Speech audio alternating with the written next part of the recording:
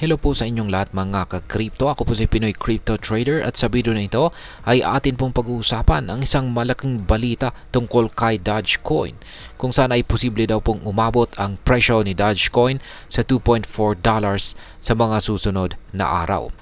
Ayon po yan sa mga eksperto tulad ni Ginoong Raul Pal at saka si Ginoong Ale Martinez.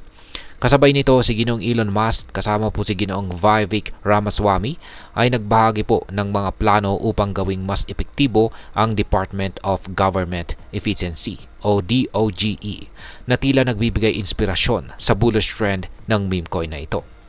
Kaya atin pong alamin kung paano ito nangyari at ano po ang posibleng epekto nito para sa atin bilang mga investors or traders ni Dogecoin. At ayan, bago po tayo magpatuloy ay nais ko lamang po munang bigyang linaw ang aking disclaimer kung saan ang nilalaman po ng video na ito ay hindi po ito isang financial advice. For education and information purposes lamang po ang layunin nito. Ano nga ba ang sinasabi ng mga eksperto tungkol dito kay Dogecoin?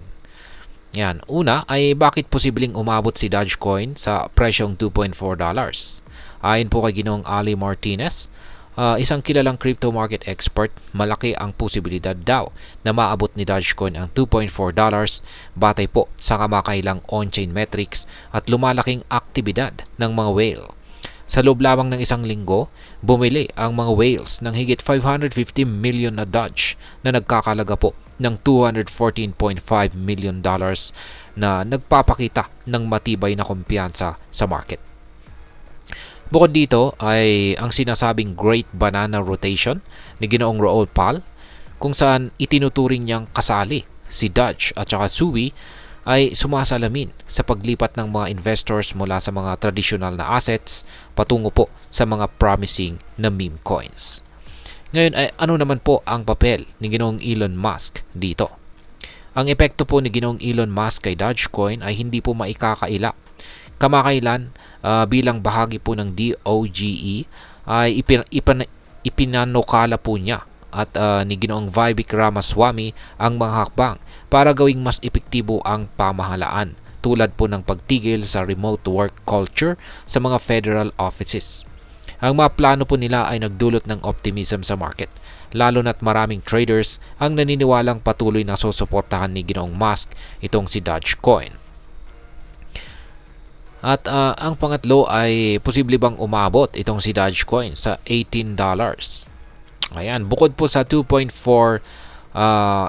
na target ay binanggit din nitong si Ginoong Ali Martinez na posibleng umabot pa itong si Dogecoin sa presyong $18 sa hinaharap. Yang taas po niyan.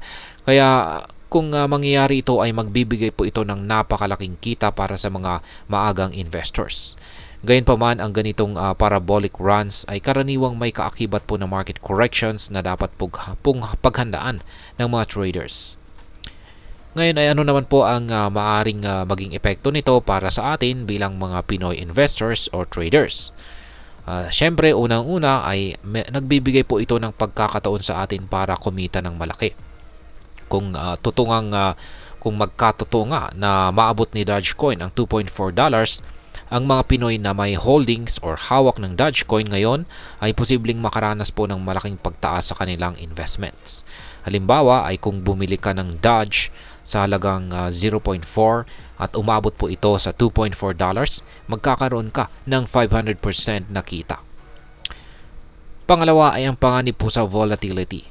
Kahit na promising po ang balita, dapat po nating tandaan na ang mga Pinoy investors na dapat po nating malaman na ang crypto market ay lubos na napaka-volatile.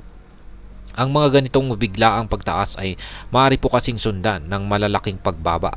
Kaya mahalaga po ang tamang strategy tulad ng pag-set up ng stop loss o paggamit po ng dollar cost averaging.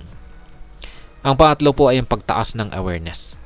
Ang balitang ito ay tiyak na magpapataas po ng interest ng maraming Pinoy sa crypto investment.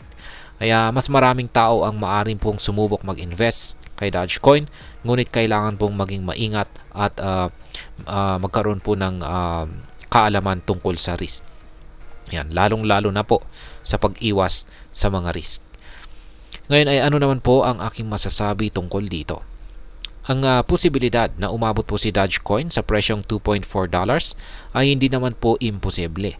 Lalo na't suportado po ito ng malalaking balita tulad po ng involvement ni Ginoong Elon Musk at ang pagdami ng mga whale activity.